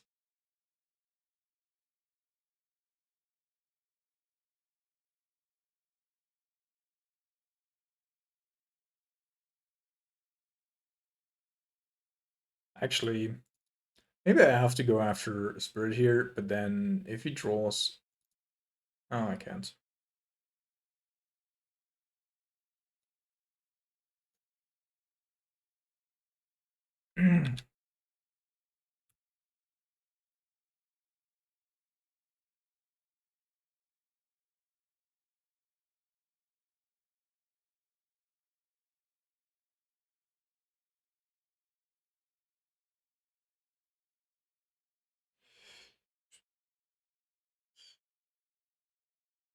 Yeah, so I'm gonna go with black here, play this one,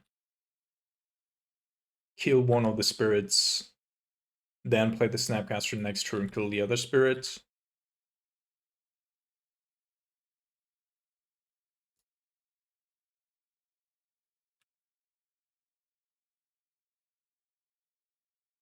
We're down to 4.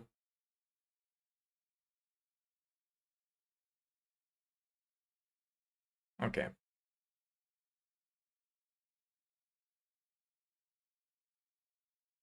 And now we're in decent shape again.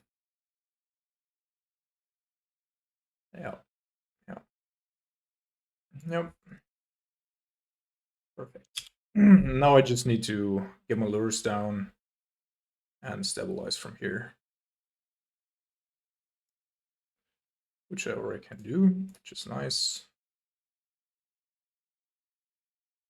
I could, of course, play this a little bit more carefully, but I don't think that there's anything my opponent can do. There is a rest in peace. Okay.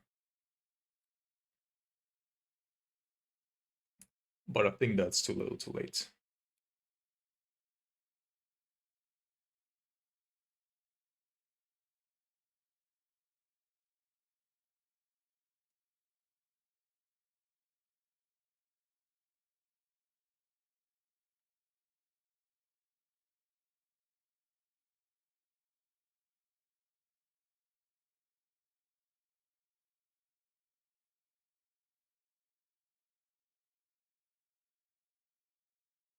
All right, GG's. So 4-1. I think we had 3 very good matchups, which includes everything that is really creature based.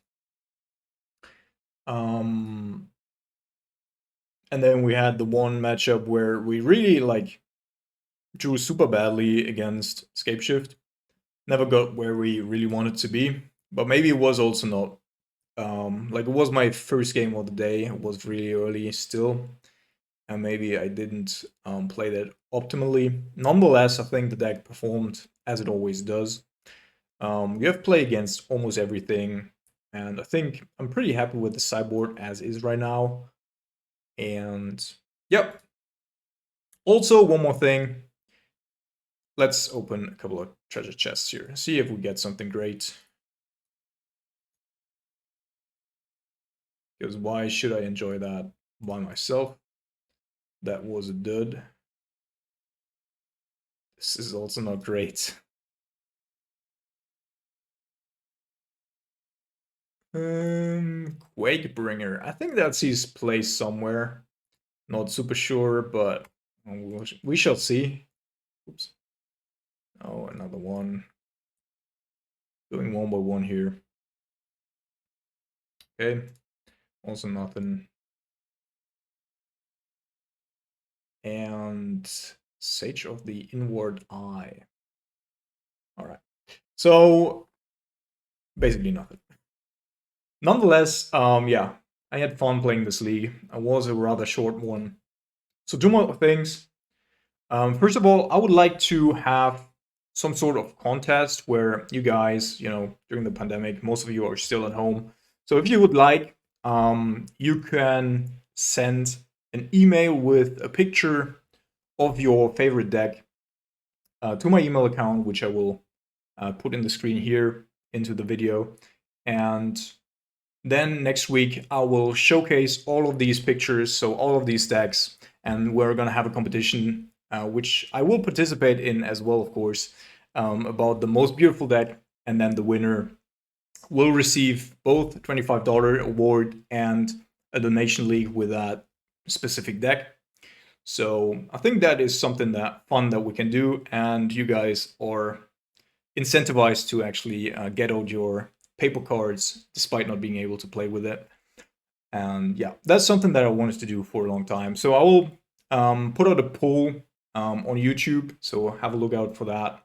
But I will collect pictures for the next days, and then we shall see how many we get. Maybe I have to sort them first, but I will try to showcase as many as possible.